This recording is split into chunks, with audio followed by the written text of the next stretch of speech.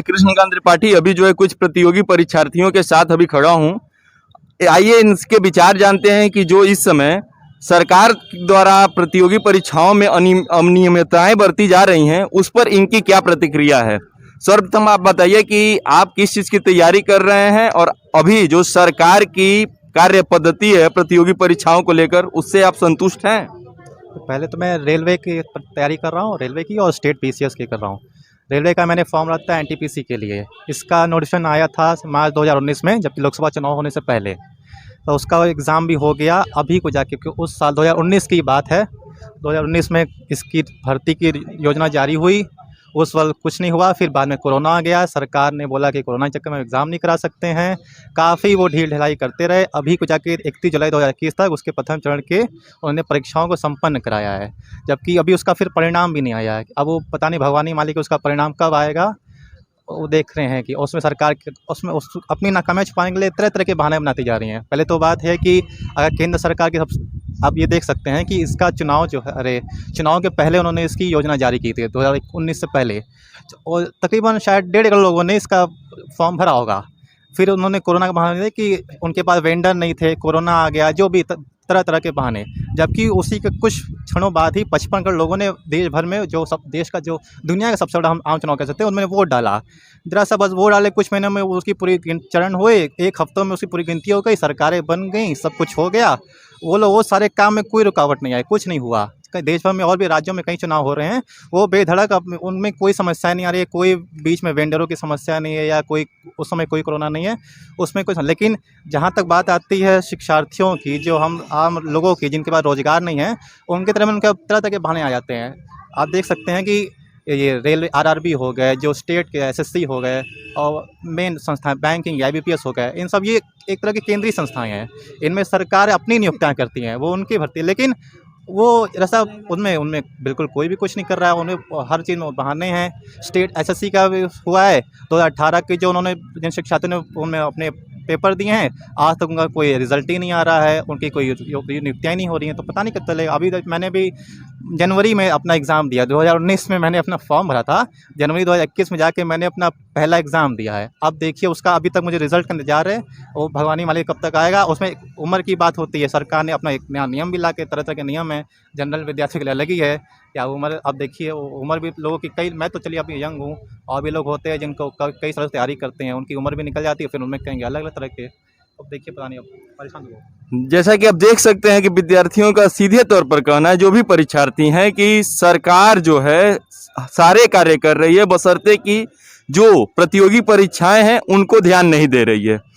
अच्छा, आप ये बताइए कि क्या आप सुनते हैं कि ये पेपर लीक हो गया, वो पेपर लीक हो गया, इसका जो है यहाँ से पेपर लीक किया गया, तो आपको क्या लगता है, इससे आपको किस प्रकार से प्रभावित करती हैं ये सारी चीज़ें? बहुत सारी प्रॉब्लमें होती हैं भैया, जैसे कि एक पेपर लीक हो गया तो एग्ज़ाम जो पढ़े लिखे हैं उनका क्या होगा, फिर बहुत सारी दिक्कतें झेलनी पड़ती है। अब क्या ही बोलें, सरकार तो है ही अपनी महान। जैसा कि विद्यार्थी कहने में संकोच कर रहे हैं कि जब जी जी बताएं। सर देखिए, अब लीक में भी अगर आप जाएंगे तो आपको ये लीक कितनी खबरें घटनाएं होती हैं, ये सिर्फ इन्हीं आरआरबी के एग्जामों में, या एसएससी के एग्जामों में, या स्टेट की यूपी ट्रिपल एससी एग्जामों में ही क्यों सुनने मिलती है। कभी आपने सुना है यूपीएससी का पेपर लीक हो गया हो? कभी नहीं सुना। वो हर साल अनवरत चलता रहता है, हर साल उसके नए नोटिफिकेशन आते हैं, हर साल परीक्षार्थी उसके फॉर्म भरते हैं, हर साल वो सुगमता से उसका संचालन होता है, इंटरव्यू होते हैं। कोई आपको सुनने को नहीं मिलेगा कि हाँ ये पेपर लीक हो गया। क्यों?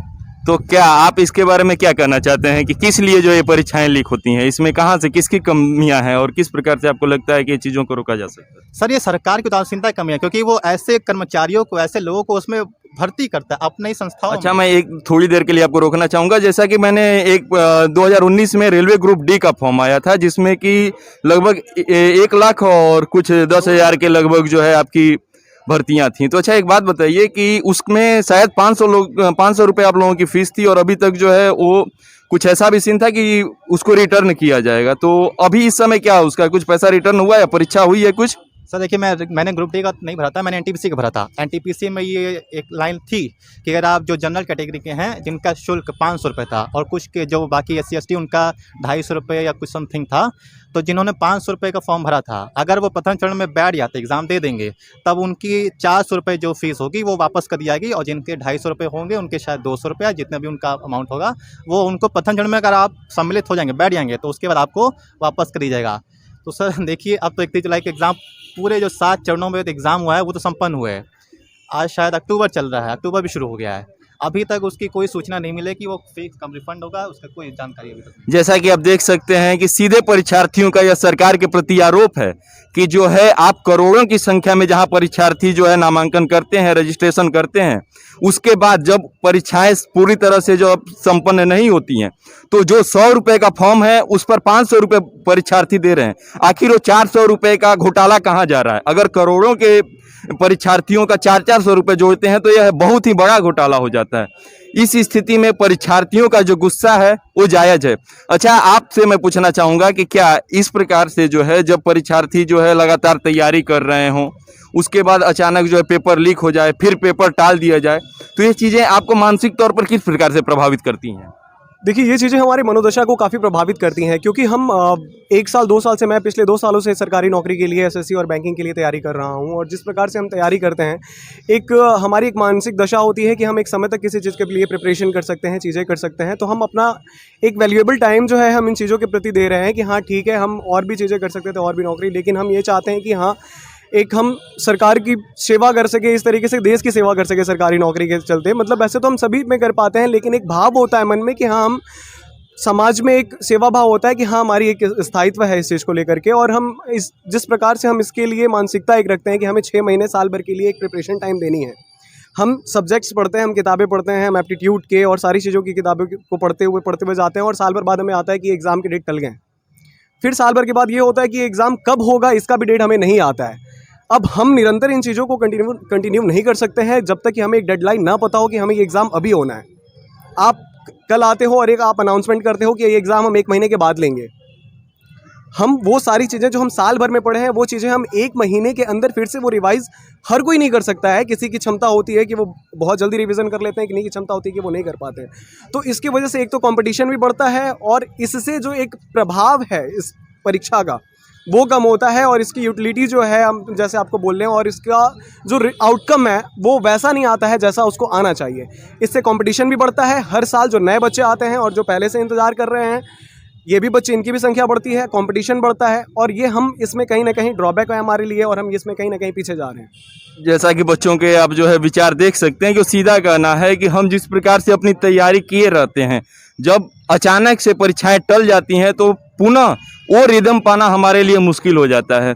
अच्छा, एक बात बताइए, आपसे मैं जानना चाहूँगा कि जिस हिसाब से आप देखते हैं कि अधिकतर अभी जैसे कि यूपी इलेक्शन आने वाला है तो वैकेंसियों की भरमार आ जाएगी, लेकिन जो है वैकेंसियाँ जो है उसके बाद पुनः फिर जो इलेक्शन खत्म होगा उसको वैसे ही टाल मटोल कर करके छोड़ दिया जाएगा।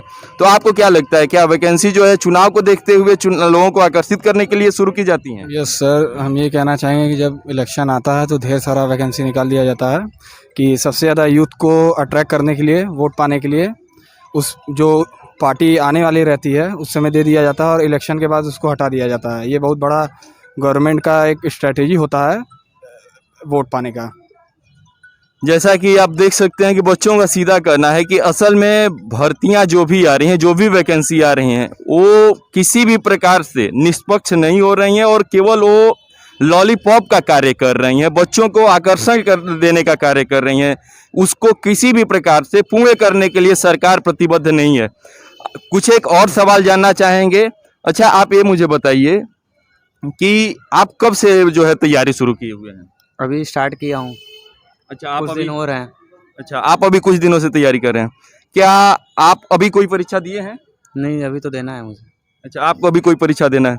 मुझे एक बात बताइए कि सरकार जो है अभी एक परीक्षा फॉर्म आया था रेलवे ग्रुप डी का, जो अभी तक पूर्ण नहीं हुआ, और उसका जो है कोई भी ना नोटिफिकेशन जारी हुआ है। अभी कुछ दिन पहले जो ऐसा बोला गया कि अब कराया जाएगा। तो जो बच्चे की 2 साल से परीक्षा की तैयारी कर रहे हैं, क्या लगता है कि वो अपना उसी प्रकार से जो है प्रदर्शन कर पाएंगे जो इससे पहले जो अगर उसी समय हो जाता तत्काल में तो कर पाते? पता नहीं, अभी तो मैंने खुद एसआई का फॉर्म भरा हुआ, उसका भी पता नहीं कब तक, अभी एग्ज़ाम डेट आएगा भी कि नहीं आएगा, कुछ होगा कि नहीं होगा, कुछ था पता नहीं है एकदम। क्या आप सरकार की जो भी क्रियाकलाप हैं उनसे संतुष्ट हैं? एकदम नहीं है। कुछ सरकार के लिए आप कहना चाहेंगे? क्या कहें, कुछ शब्द ही नहीं है, कुछ भी बोलेंगे तो उल्टा सीधा ही निकल जाएगा। देखिए, ये आक्रोश है बच्चों का, जो इनके चेहरे पर मुस्कान तो है लेकिन जो अंदर की पीड़ा है उन्हें साफ झलक रहा है कि वो कुछ भी बोलेंगे तो उल्टा सीधा ही निकलेगा। आखिर एक कहीं ना कहीं सरकार की लापरवाही है, और जब तक कि सरकार इन चीज़ों पर कार्य नहीं करेगी, जब तक कि प्रतियोगी परीक्षाओं की को पारदर्शी नहीं बनाएगी, तब तक ऐसे ही छात्रों में आक्रोश बना रहेगा।